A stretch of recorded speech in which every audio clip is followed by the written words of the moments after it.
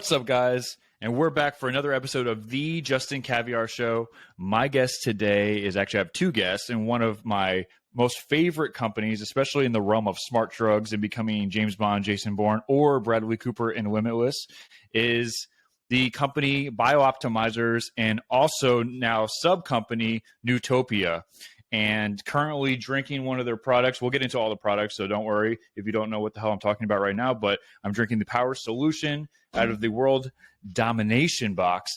And if you guys can't tell, this stuff really excites me, and I'm really excited to talk to these guys. I think these guys are brilliant. I think they're the best company as of yet, and I'm looking forward to the future and diving in and asking all your most requested questions. So first, we can go to Matt and then Mr. Newts. Ooh, if you guys are listening to this, it will be on YouTube, but he has a giant Nootopia neon sign, something that you might see out of Tron. So, Matt, happy for you guys to be on the show, Matt and Mr. Newts. If you could introduce yourself, and then we'll go from there. Yeah, I'll give my life story in 60 seconds. My name is Matt Gallant. I am a Canadian that currently lives in Panama City, Panama. Been an entrepreneur for 25, been in the world of health, helping people get better and healthier, go from sick to superhuman. Also since I've been 19, so 25 years of that. And I am currently the co-founder, CEO of biOptimizers. We take people from sick to superhuman, and Nootopia, where we co-founded with Mark, who's here, Mr. Newts. And we create the first personalized brain-enhancing system. So, yeah, we'll talk a lot about that, but that's my background in a nutshell. Yeah, great to be here. All right, Mr. Newts. Yeah, man. So I've been an entrepreneur since 1986, formed and sold my first company in 11 months doing laser technology, and then built 18 companies after that. And then Matt and I met while I was deep in the heart of building customized nootropics for very high-end clients, and said, you know what, we really want to do this. I think we should do this together. And I couldn't find a viable argument. So we joined forces. We've been doing it ever since. That's awesome. That's amazing. And what made you get into the realm of, I guess you could say, they're not really drugs, but smart drugs or the nootropic space? So a couple things. One is many years ago, back in the early 90s, mid-90s, I heard a radio show with a guy talking about vinpocetine as this acetylcholinesterase inhibitor that would be effective for extending your brain power. And so I got excited about that, built a business kind of around it, sold it a couple years later because I had very low tolerance for the pain of building and sustaining a business, but I really like to start them and like to sell them. And then we fast forward a little bit. My wife at the time, we had our last baby. All our babies were born at home. We had 3 kids. So this one was born on a couch in front of the fireplace. Wow. It was an incredible birth. And the midwife gave her 4 oxycodone. And that was not a good thing. She fell in love with the drug, and a decade later, she lost her life in an overdose with oxycodone and a bunch of associated chemicals.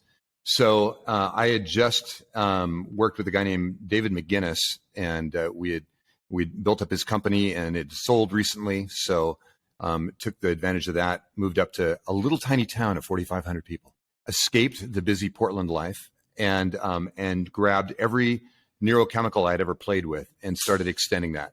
And the whole idea was I wanted to get people off of drugs, off of addictive drugs.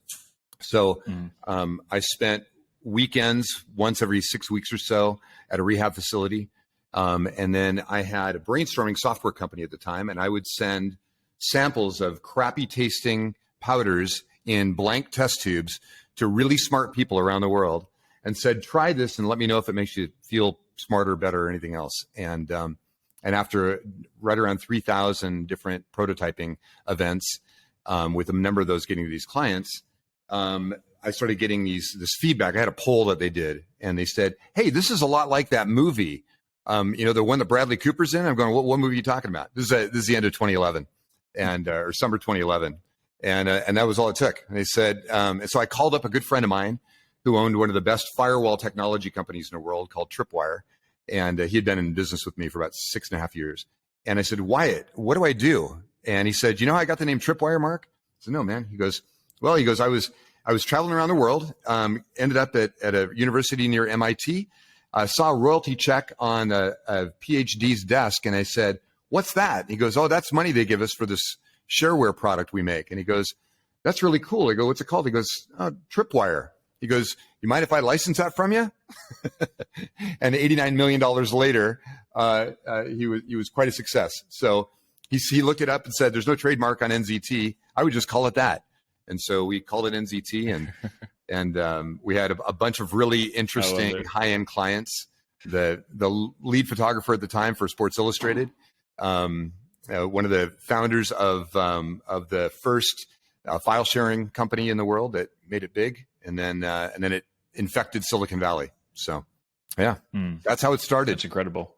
Wow. Yeah. No, that's amazing. That's amazing. So we can talk about more of the history later on, but let's get into the actual meat and potatoes of what people want to hear, right? So as far as brain function and where you've gotten at this point in your career and the accelerated growth of your guys' company, what is we can get into the specifics, but first off, just for someone that's not going to dive in deep, they're a very shallow person, not shallow as in like the way they are, but like a shallow thinker, and maybe they are shallow, who knows, but very shallow thinker, and they really don't care about science or health. They just want, and they have a family, they have a corporate job. What would you tell them as far as the 80-20 rule for optimizing brain function? That could be behavioral practices, or it could be pharmaceuticals or whatever. I'll grab this one. Yeah. First, let's just talk about when we say brain enhancing, what does that mean? I think it's important to understand kind of which needles you can move from the brain. Mm-hmm. One of them is the reduction of brain fog, mental clarity. A lot of that comes from acetylcholine. Mental focus, which is also acetylcholine, the ability to really laser beam and lock your attention in on a task, a project, a mission. I think that people that have high levels of dopamine, acetylcholine, they are the most successful people in the world. So that's a key aspect of success. It's not just intelligence. Verbal fluency, the ability to retrieve words that you're looking for on demand, on command. Accelerated learning, which again, when you enhance dopamine, you can learn faster, you can learn better. Lateral thinking, right-left brain coherence. Synchrony, which is shooting kind of both sides of the brain in synchrony.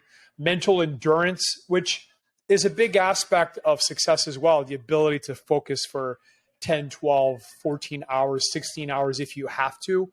So those are some of the elements you can enhance with neurochemistry. So I think that understanding, again, the symphony that we have, which are the neurochemicals, dopamine, acetylcholine, serotonin, GABA, anandamide, noradrenaline, adrenaline are the big ones. And if you look at your brain like a symphony, well, different songs require different mixes, different instruments come in and out. And before the show, you said, well, you like the ability to dial in your state based on what you're doing.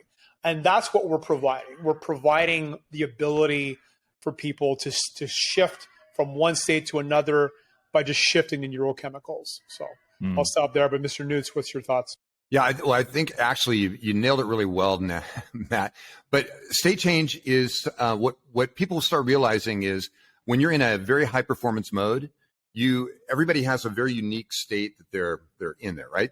People get in flow, Stephen Kotler 101, right? Getting in flow state is really, that's where time disappears and effort disappears. And all you're doing is kind of the art of whatever your work is. So that's super important. The other is how much energy do you have towards that thing? Like we all have another Stephen Pressfield talks about, facing the resistance. If you have the right biochemical, neurochemical makeup, the resistance isn't a problem anymore. It's an opportunity.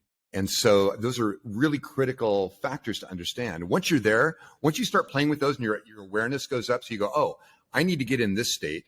Matt and I have a ritual that we do when before we go on podcasts and those things, and like a brain flow, right? And I'll do an apex. He's more into an upbeat, and then Xamarin Juice, right? And that stuff, that combination is going to raise certain neurochemicals to a point where they're at optimum, and those will last for an extended period of time. So your performance is maintained, and you're not working at it. It's not discipline anymore. It's basically leaning on these neurochemicals combined with your desire to accomplish something. They're a great lever. an incredible. Incredible. I love it. Is there anyone that's been a lost cause where you've seen them and you're like, man, dude, you're a lost cause. Like we can't fix you at all. You just have these bad habits hardwired into your DNA. Can I start that one? I'm in recovery. I've been sober now for 13 years, and I sponsor guys, and I have one sponsee currently that's, first of all, I don't think anybody's like a lost cause, but he's a very challenging case, and he's been on pharmaceuticals for almost 20 years, and it's really interesting, and he's a smart guy. Like his raw intelligence is up there. But it's interesting to see somebody struggle, and it shows me the flip side of neurochemistry. What happens when your neurochemistry is a mess? What happens when you don't have enough serotonin, enough dopamine? And he's showing me what that is, and it's what kind of heartbreaking, and it's just one of those cases where that's what happens. So. Yeah. So I don't want to simplify it because I know it's a little bit more of a complex answer and a more complex, I guess, ideology or situation. But is life, the way you view life and life in general, just how your neurochemicals drop? I think if you take a perfect person and it's a chicken and egg situation, right? If I would immediately change your neurochemistry, take out your serotonin, take out your dopamine, take out acetylcholine, you would see blue. Life would feel blue. Life would feel very dull instantly if I could do that. But on the flip side, what we know is that your mental processes are constantly changing your neurochemistry, the electricity in your brain, your electrical patterns, which we can get into neurofeedback, which is also maybe the most profound thing you can do to enhance your brain. And it changes the activation of the neurostructures in your brain. Different hubs come on, other hubs come off. And that's, for an example, that's the power of meditation. You can meditate, increase alpha brain waves, decrease beta brain waves, shut off certain parts of your brain like the ego that's constantly trying to chitter and chatter. So the mental processes are constantly shifting us. And that's really, I think, what you're alluding to.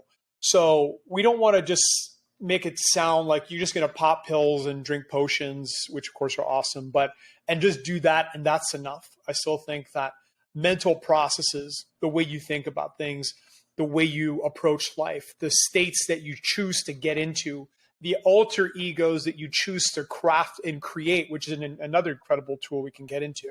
All of those things will change your neurochemistry. And I think that that's the part that I wish more people had more control over because it's so profound. Right.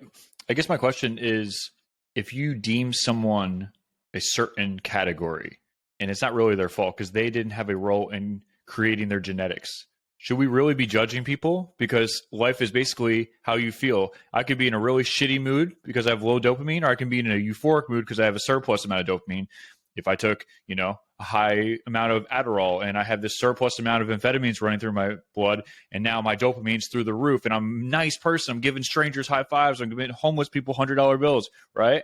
My point being is, I think people should look at people with a more optimistic view because you really don't have a control of your state genetically. Now you can enhance that with what you guys are doing and with various pharmaceuticals. Mr. Newts, I think you have something to say. Yeah, this is actually, I love this topic because I fall into both sides of it. I've been like suicidally depressed when I was young. I had 2 or 3 moments. I had 3 actual moments that I recognized then.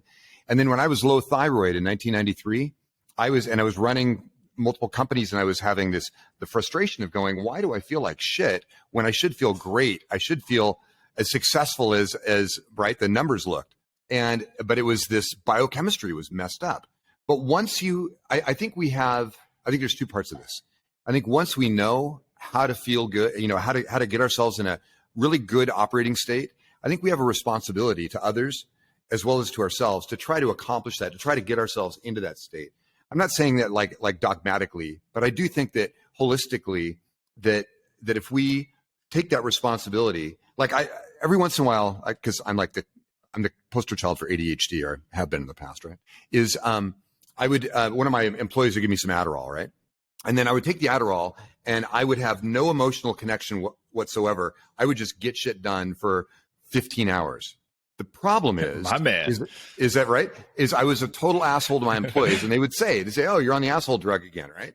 And so I had a responsibility to kind of go, okay, what are the other neurochemicals that I can go start playing with, like serotonin or GABA, right, or anandamide, that I can start triggering to help myself still get the productivity, because I needed to do that, but also do it with pleasure and do it in a sensitive way to people. Matt and I have this conversation kind of on a somewhat regular basis about how do you run a hyper fast growth company, right? In with so many moving parts, and not just break down and go, F you, we're just going to get right. And how do you do that so that you don't roll over your employees and you suddenly have a massive turnover? And that's one of the things that he's mastered, but it's also one of the things that anybody can take hold of. It's not just the pill, it's the process. So if you understand that you're not going to take a pill and sit there and it's going to make you into Bradley Cooper, right? He was already sexy, badass, and talented, right? And he studied like a mofo. He's the first graduate of James, what's his name's school that he did for actors, right? The Actors Studio. Right. He was the first in New York City. Yeah. Yeah, exactly. Yeah. He was the first graduate after like 12 or 15 years that actually graduated from his course. He proved that the course worked. And it was that kind of thing. So you're not going to get that by sitting there and taking the clear pill. But if you take the clear pill, or in our case, the other colored pills, right? And you do something and you have the mindset to go, okay, I need to perform today. And you test these things. The reason we do a 30-day and we're extending it to a 60-day, like a daily feedback set, is so that you can figure out what pieces help you perform. And then how do you take those pieces when you need them? And we take that data and we modify your capsules and your powders, your drinks and your spray so that they better fit what your physiological and neurological needs are and what your body is telling you. So you have a responsibility. We have a responsibility, right? When you guys send my stack, just max dose until I pass out. It's true. Spoken like a true biohacker, Justin. Mac, what's the farthest I could go down without passing out? That's right. I want to be right on that line. We just got back from a thing called Expo West, which is Matt and I were just exploring every potential molecule that's out there that we could actually do something effective with and help enhance what we're trying to do. And out of the thousands of booths there, we maybe found 8 that had something interesting. But it was really great. That's awesome. But when we're giving people this, and you've seen the capsules, you've seen the tubes of the test tubes of powder. Take them every day. I've been taking them every day for 30 days. Right? It's not your mama's pill. And so our test of real our test of real biohackers is give them one of these things, and if they ask what's in it before they take it, they're not a real biohacker, or they're a hard, right? Mm-hmm. And if they take it and they go, hey, what was in that? And what's it supposed to do? Then we know we've got a Justin on our hands. Yeah, I actually gave it to one of my buddies, and he's like, what's in it? I said, it doesn't matter, dude. You just feel great. Just go for it. He's like, yeah, but like what ingredients? I want to fucking WebMD all of them. I'm like, dude, you know how much this pill costs? Dude, this is not drugs. This is a nootropic. You're going to be fine. Just take the fucking thing. And so he took it, and he felt great. But yeah, a lot of people, maybe that's a smarter approach. I don't know. Maybe I'm the stupid one. But either way, by the way, has anyone told you, Mr. Newts, that you resemble the guy that played Raiden in the second Mortal Kombat movie in 1995? You sound like him and look like him. What's the actor's name? You know what I'm talking about. That is so funny because I got yesterday, I had a guy helping us organize a lab, and he says, you're Scorpio. You know that, right? We're in the elevator. It's got one of those huge industrial elevators, and we're going to the 3rd floor to go put some stainless steel tables in there. And I'm a pretty energetic, positive, right guy. And he goes, you're Scorpio from The Simpsons, the 8th, right? The 2nd episode of the 8th season. Yeah. Scorpio is this guy, right, that convinces the Simpson family to move, right? But he's actually a really mad scientist, and he wants to take over the world, and yeah, Homer doesn't get it, but it's great. Yeah, you're like a mix between the guy that plays Raiden in Mortal Kombat. He's also Dexter's dad in the Showtime series Dexter. Nice. You're a mix between that actor and Rick from Rick and Morty. So I love it. Rick from Rick and Morty, that's the ultimate compliment right there. I'll start drinking more liquor and burping on stage. That's good. Morty, you got to take these pills, Morty. Come on. All right. So let's get into behavioral practices. All right. We'll get into pharmacology and efficacious doses and what is BS on the market and what actually works. But first, let's get into behavioral practices. What behavioral practices can somebody do, as an example, like sauna, cold plunge, hyperbaric chamber, transcranial stimulation? What behavioral practices can somebody do to improve their cognition in, I guess, all aspects? That could be motivation, critical thinking, memory, etc. Well, again, I think let's start with the most powerful one, which I have to say is neurofeedback. So I'll explain to people what that is. Sure. You have electrodes in your brain that are measuring the electricity. Okay. So that's the neural part. It's measuring literally which brain waves are pumping from, and we could break down the brain waves, but gamma, beta, alpha, theta, delta. And it's giving you feedback in near real time. Usually it's audio feedback, so you have headphones on. And you set up a reward system, which automatically, and this is such a key thing, okay? One of the number one way you can naturally create more dopamine is to set up dopamine loops. Now, how do you do that? As soon as you determine that something is important, okay? And that's what goals are. Let's break down goals. What's a goal? You have determined that this is important. That's all you need to do. As soon as you believe that something is important, you start the dopamine loop. And as you move closer to that, the anticipation of achieving that is increasing your dopamine constantly. Now, here's the power move of power moves. You create a layer cake of dopamine loops from day to day, week to week, multi-year, year, and you literally have all of these dopamine loops running simultaneously. And all the most successful people in the world do that. Now, they do it, whether it's conscious or unconscious, it doesn't matter. They do it. I know already, Justin, just having talked to you for 15, 20 minutes, that you do that. And that's one of the ways you just naturally drive yourself to do whatever you determine is important, right? So now when you set up the neurofeedback, as soon as you say, I want to train alpha, okay, which is a great wave to start. It's a calm but alert wave.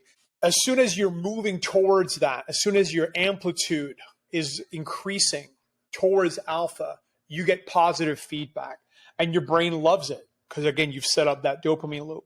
And you keep going. And you're literally learning and upgrading your brain every second because your brain's receiving these nonstop feedbacks. Now, when you head the wrong direction, you lose the feedback. And your brain doesn't like that. So it's like a GPS. It's hot, cold. It's telling you, hey, keep going that direction, Justin. Or, hey, you're heading the wrong direction. And you can set up every type of brainwave, again, from gamma, beta, alpha, theta, delta, even sub-delta, and there's some other elements you can add to it. And you're learning probably about 100 times faster than normal meditation, and I'm probably underestimating it. So where can you go to do this? There's some facilities like BioCybernaut in Sedona. Dave Asprey has a place called 40 Years of Zen. And there's the first headset coming out later this year called Sensei, that is good enough, that can do exactly what you could do in some of these places for a fraction of the cost. These are not inexpensive experiences. But I would say that's number one. And I've spent about 8 weeks of my life doing it. We just did a training in February, me and Mr. Newts and a couple of other guys. And I'm going to keep doing that twice a year as long as I'm alive. That's my game plan because the gains are too profound. They're just too profound not to do. So I would say that's number one. Meditating, of course, is powerful. It's profound as well and goes back to controlling brain waves, but it's just a lot slower. Because why? You're not getting feedback. It'd be like dropping you in a pitch black room with no mirrors. You've never learned how to do a squat before. And I say, hey, Justin, here, I want you to squat. It's hard. I could describe it. Bend your knees, push your glutes out, drop your glutes down. But if I turn on the lights, your form would be off, because you don't have that feedback for your brain. So that's why neurofeedback is so profound. I'd say that's easily the number one thing. Anyways, Mr. Newts, what's your favorite modality? Well, real quick. Who makes the company that's creating the neurofeedback product? Who's making it, and where can I buy it? Yeah, it's called Sensei, NENS.ai is their website. Full disclosure, biOptimizers invested, and I'm an advisor. But yeah, they're coming out later this year. I did try the prototype. That's why we invested. But yeah, I can't wait. So they just did a really successful crowd fundraising campaign. They raised almost $1 million. And Wow. yeah, I can't wait. You'll be able to do neurofeedback in an Uber ride and a plane ride. It's gonna be exciting. It's just all you need is your mobile phone, no goop in your hair. I've got a medical grade system here at home, and I don't use it that much because of the friction. It's 10 minutes setup, 10 minutes cleanup. Gotcha. Is there any other products besides you going to a facility that you can get that kind of work? Not currently. There's nothing. There's a bunch of hardware like Muse and stuff, but if you talk to any neuroscientist, they'll say the sensors aren't good and they're not in the right location. So I bought some of these, but I stopped using them after talking to the neuroscientist. As far as headwear, V-Lights, which is a Canadian company, has a photobiomodulation device where you can actually set up the frequencies from gamma to alpha, and it will entrain your brain into that frequency in 5-10 minutes. Yeah, I've got one on the other desk there, but it's pretty powerful, and it helps repair your brain. They're doing a lot of research on Alzheimer's and dementia. I think the other aspect of brain, and we'll separate it for understanding's sake and for language sake, but they're really one thing, and that's your nervous system. Your brain and your nervous system are truly one system. And I'm a big fan of really trying to modulate and optimize your nervous system. I would say the number one thing to rejuvenate your nervous system, as far as any type of biohacking, is floating. Why? Because you're truly giving your senses, your nervous system, a break. The eyes, the kinesthetic side, the sound, sonic, you're just giving your whole nervous system a break. Plus, you're absorbing the magnesium from the Epsom salt. And magnesium, in terms of a molecule, is the number one molecule for your nervous system. That and enough good fats. So you want to modulate your nervous system, because especially if you're using a lot of stim, I can tell you're a hard driving guy. I am as well. And it's easy to live in fight, flight, or freeze, right? It's easy to live in that sympathetic side where all you're doing is conquering things, okay?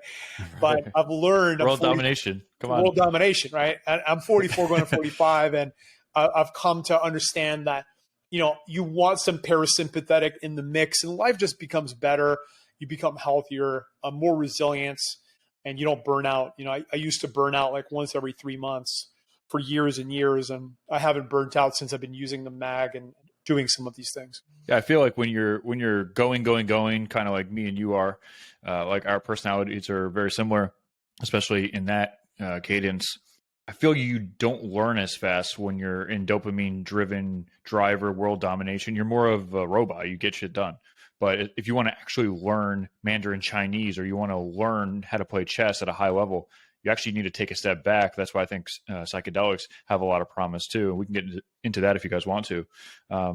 What about, so back to what you said before with the float tank, for people that don't know it as the float tank, it's a sensory deprivation tank, and basically it's an isolated chamber, and you can get really expensive ones, or you can go to like subpar ones that a lot of people— there's actually a place in here called the Tampa Float Tank Lab or something like that, and they're okay. But if you want like a high level one, there's a guy named Crash out in Venice, and that's the Float Lab, and his is I think it's like 55 G's.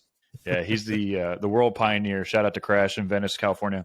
He made Joe Rogan's tank, and yeah, he's probably the best in the business when it comes to sensory deprivation. For other behavioral practices, what's your take on white noise, brown noise, pink noise, magenta noise? What's up with that? Let me take this one. Is it a bunch of Matt. BS, or does it actually work? No, it's fantastic. In fact, I'm a huge advocate of micro naps, right? Power naps. Tony Schwartz, if you know who Tony Schwartz is, and the Energy Project, that was a game changer for me.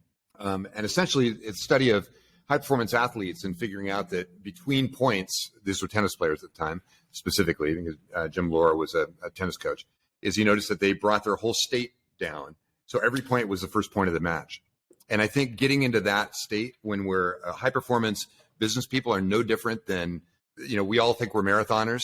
And if you take a look at it, we're actually more intermittent sprinters, right? We're doing fartleks, and we're sprinting the straights, and we're walking the corners.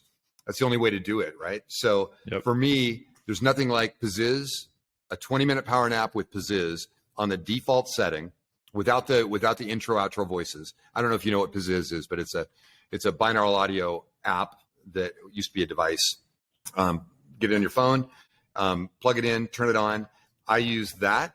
I think it's a fundamental reboot for my system at, crash time during the day, 2, 3 p.m., right? Reboot, I'm good for another 8 hours, which is great. And the cool thing is you come out of it, it's not like taking a nap. When you come out of this, it's like you just woke up for the first time. You're already awake. You don't need a caffeine hit to feel awake. And you've reorganized all of the stuff in your brain that's been floating out there that's been taking up cognitive space. And it's all organized now. So now you can go ahead and you can actually perform. So I think that's a huge one. I think that intermittent fasting is super powerful. Chastity back here is doing OMAD right now, and she finds that to be a really powerful way to keep her system rocking.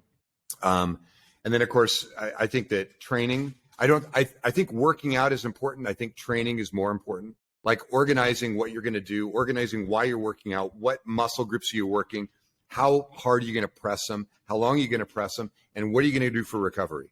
That's the difference between somebody that works out and somebody that trains. And I think doing training with your brain involved is super important. And also, I mean, the musical aspect, when you start talking about, you talk about white noise, pink noise. By the way, there's a great song by Kaki King called Pink Noise. Highly recommend you take a listen. It's she's a percussive guitarist. She's as tall as her guitar. She's like 4 foot, and it's so great. So it looks like she has a giant guitar and she's hammering on it. It's really good. Pink noise, white noise, super good. And there are super critical areas where if you have these kinds of either blockers or enhancers, you can get into performance mode. And this is where you can kind of induce flow rather than waiting for flow. Like Pressfield says, get a ritual, right? Make that ritual part of your day, right? Mm-hmm. He points the different objects at him. He knows exactly what's going on. And for the next 4 to 5.5 hours, he's just into the words. He doesn't care if they're good, bad, or otherwise. He's doing the work. And in doing the work, you call the muse, right? The muse shows up when you show up. Right. Most people are waiting for the muse and then they'll show up. And that's why most people don't get shit done. So that's a big one. But training, like we've got a thing called Snake Alley up here. It's the curviest street in the United States. It's brick, right? It was made in the early 1800s. And I'll sprint up that and I'll put a timer on. And what I'm doing is I'm looking like, what brick am I going to launch off of at what corner?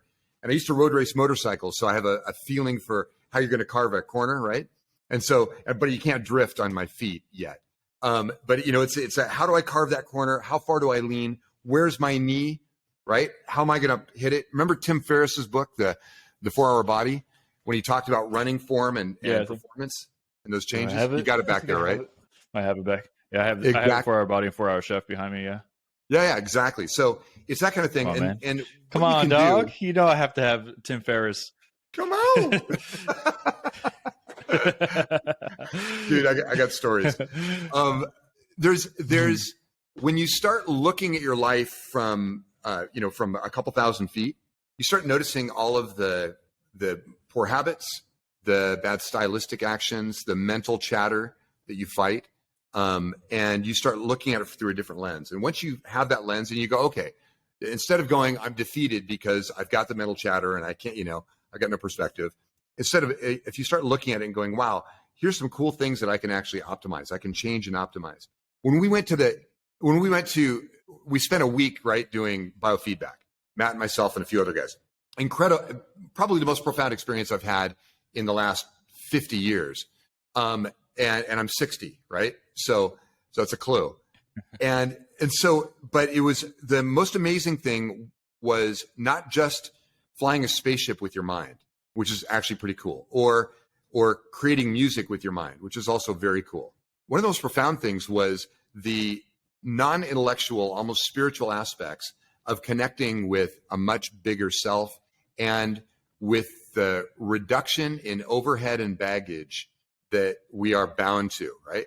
I didn't realize how much fucking baggage that I was dragging with me into every experience, into every life, into every fear, right? I was compounding fear with the bullshit that I was carrying, and having the opportunity and experience to be able to, right, cut that stuff off, realize it doesn't have importance. And even, I got to tell you, man, I had this experience with this lady named Jondi, right? We're doing this over Zoom, emotional freedom technique, right?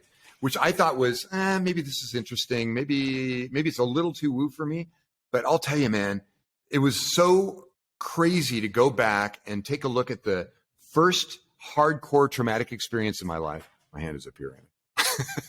Is the first, and then to face the individual that was me at that age, and to befriend that person and to defuse that situation from all of its overhead is it's absolutely the most profound experience of your life.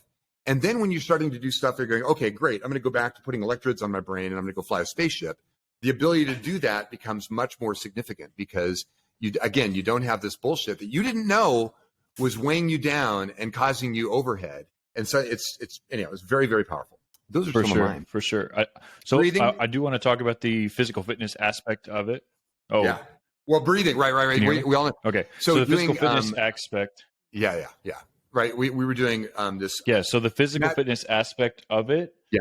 Is I've heard, now correct me if I'm wrong, guys, that if you do too much physical fitness prior to any cognitive task, that the blood rushes to the specific muscle and you actually decrease intellect. So you don't want to do a hard CrossFit, high intensity workout before you have to do some high intellectual cognitive task, correct? Well, part of that is because it pounds your nervous system into the ground, right?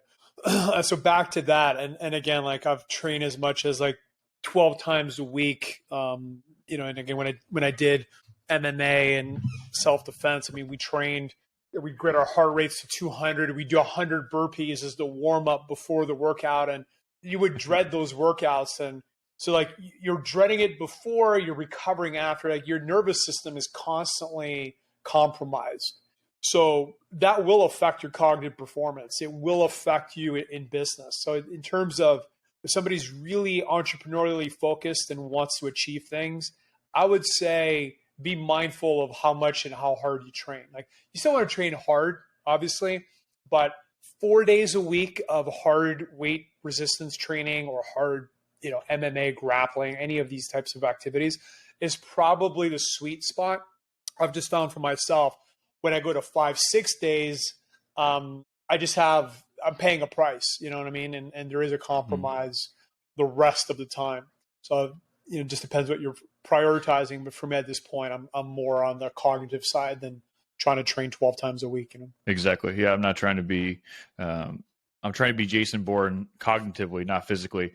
When it comes to physical fitness, are you doing any zone 2 cardio?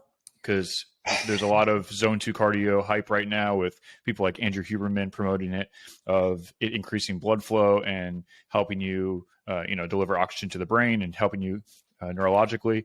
What's your take on just, maxing out meathead lifting versus zone 2 cardio? Yeah, that's definitely the flat spot in my program. I have seen the science and it's something that I'm intending on incorporating. I don't do enough of it. What I have been doing, which I do think, again, I got to thank Andrew for that, Dr. Huberman. I mean, getting up in the morning and getting in the sun for 5-10 minutes, the payoff on that is shockingly massive. And I've always been a sun guy. I think sun is like one of the most underrated things, but I used to go in the afternoon.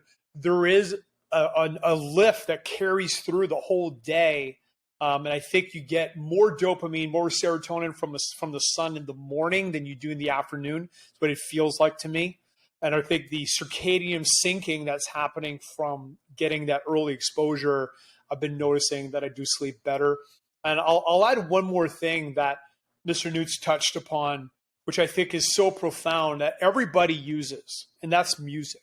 If you look at music from a neurochemical perspective, you're cranking different neurochemicals based on the song that you're listening to. Right? I mean, you listen to Down with the Sickness from Disturbed or whatever your favorite Metallica song, or gangster rap, or whatever gets you going, or EDM.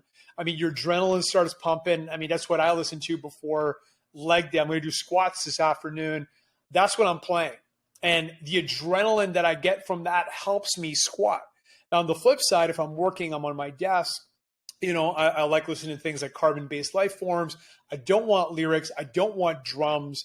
I want emotion. I love movie soundtracks for that. I think movie soundtracks are phenomenal for work because they provide emotional context without distraction. So when you start adding lyrics and beats and stuff, it's good for repetitive work. But if you really want to use your brain and write and learn and analyze, you don't want beats and drums and vocals. You really want to just get emotional, and strings are great for that, and atmospheric music. And there's a lot of great things like some of these channels you can listen to that are binaural, and it's more, again, kind of background noise. You talked about the brown noises and things. Those are all in that world. So it just depends what state you want to be in. And I would say, like, the ultimate way to wake up is go in the sun and dance with a great song that gets you jacked up for 3 to 4 to 5 minutes. Because the other thing is movement. In a perfect world, and the research has come out in the last few years on this, you want to move for 30 to 60 seconds every 30 to 60 minutes. And moving can be, push-ups, squats, just even going to the bathroom, dancing. It doesn't need to be much, but you reinvigorate the body when you do that. So like I said, if you can dance for 3 to 5 minutes in the sun, Dr. Huberman will be happy, and you'll get your neurochemicals pumping. And it's a great stack, and I dare anybody to do that and not feel awesome after a good song and a good dance. Yeah, and you might look like a psycho if you live in a condo like myself, or you have an apartment, you're dancing in the sun in the morning. Your neighbors might think you're a complete weirdo, but hey, man, whatever gives you the competitive edge, go for it. Who cares with it?